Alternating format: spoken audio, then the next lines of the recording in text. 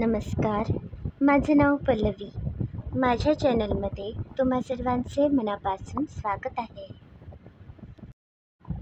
आज आपण बेळगाव स्पेशल आलेपाक तयार करूया. हा आलेपाक उसाच्या रसासोबत सर्व करतात.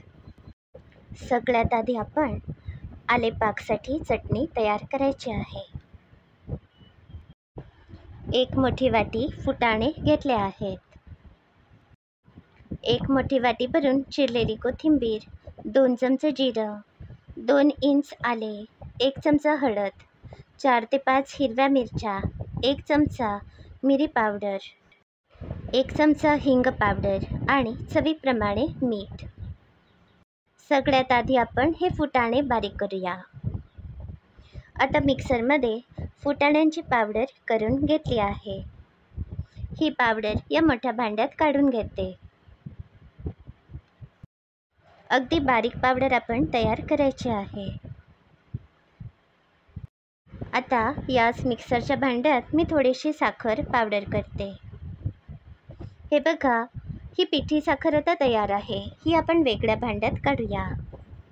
मी ही पिठी साखर थोडीशी जास्तच केली आहे, कारण मला वेगवेगळ्या पदार्थात घालायचे असते. तुम्ही फुटाणे बारीक करताना 2 चमचे साखर घालू शकता. एवढी नाही केली तरी चालेल. आता या मिक्सरच्या भांड्यामध्ये आता हे सगळे साहित्य घालते.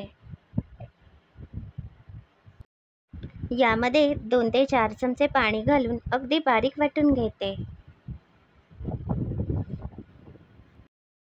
हिरव्या मिरच्यांचे प्रमाण आवडीप्रमाणे कमी जास्त करा. कधी कधी हिरव्या मिरच्या अधिक तिखट असतात किंवा तिखटच नसतात. त्यामुळे तुमच्या घरात जशा मिरच्या आहेत त्याप्रमाणे अंदाजाने यामध्ये मिरच्या घाला. ही चटणी अगदी तिखट अशी करायची आहे. हे बघा, हे सगळे साहित्य मी या मिक्सरच्या भांड्यात घातले आहे. आता अगदी थोडेसे पाणी यामध्ये घालूया आणि मिक्सरमध्ये अगदी बारीक वाटूया.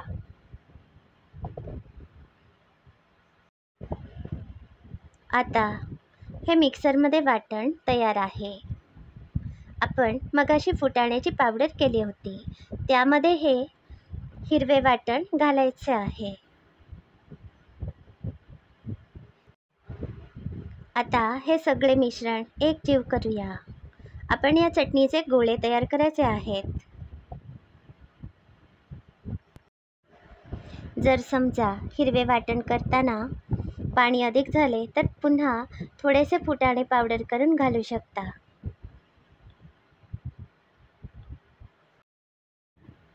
हे बघा, याप्रमाणे आपण चांगलं मळूया. तुम्हाला जर माझ्या सहज सोप्या आणि नवनवीन रेसिपी बघायला आवडत असतील तर माझ्या चॅनलला नक्की भेट द्या. याबरोबरच माझे चॅनल सबस्क्राईब करा. हे व्हिडिओ तुमच्या सर्व मित्रमंडळींना नक्की शेअर करा. हे बघा, आता या चटणीचा मी छानसा गोळा तयार केला आहे. आता आपण या चटणीचे लहान लहान गोळे तयार करायचे आहेत. हे वाटताना तुम्ही लिंबाचा रससुद्धा घालू शकता. हे बघा, याप्रमाणे हे असे गोळे तयार केलेले आहेत. 1 वाटीभर सुके खोबरे किसून घेतले आहे. ही पिठी साखर आहे. यापैकी आपल्याला 1 ते 2 चमचे हवी लागेल. हे बघा, या भांड्यात मी पातळ पोहे घेतले आहेत.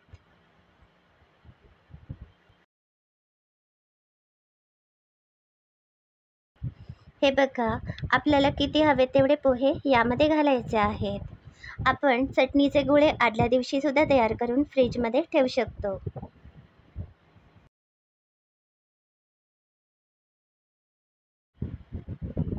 आता यामध्ये हे भाजलेले शेंगदाणे घालते.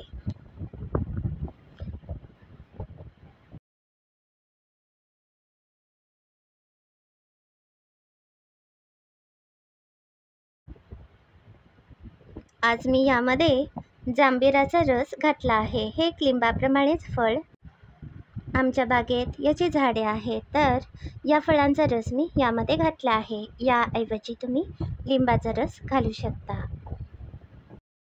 आता थोडेसे सुके खोबरे घालते. 1 ते 2 चमचे पिठी साखर घातली आहे.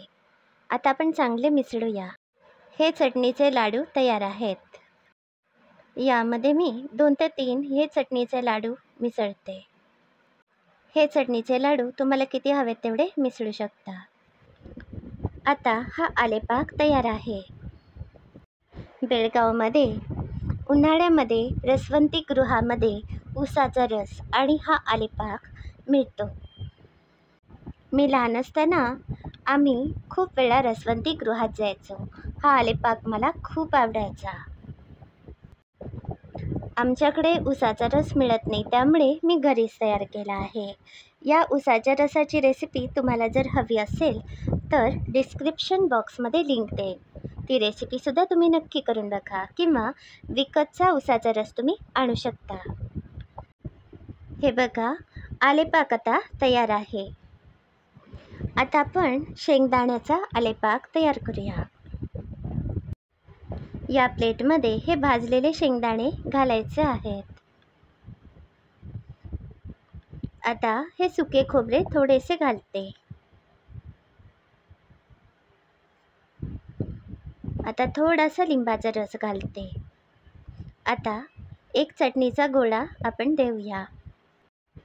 रसवंती गृहामध्ये असा आलेपाक सर्व करतात. आपल्याला आवडेल तितके हे चटणीचे गोळे मिसळून हा आलेपाक खायचा आहे. पातळ पोह्यांचा आलेपाक आणि भाजलेल्या शेंगदाण्यांचा आलेपाक असे मी 2 प्रकार केले आहेत. तुम्हाला आजची रेसिपी कशी वाटली याचा अभिप्राय नक्की कळवा. या उन्हाळ्यात हा पदार्थ तुम्ही नक्की करून बघा. घरातील सगळ्यांना खूप आवडेल.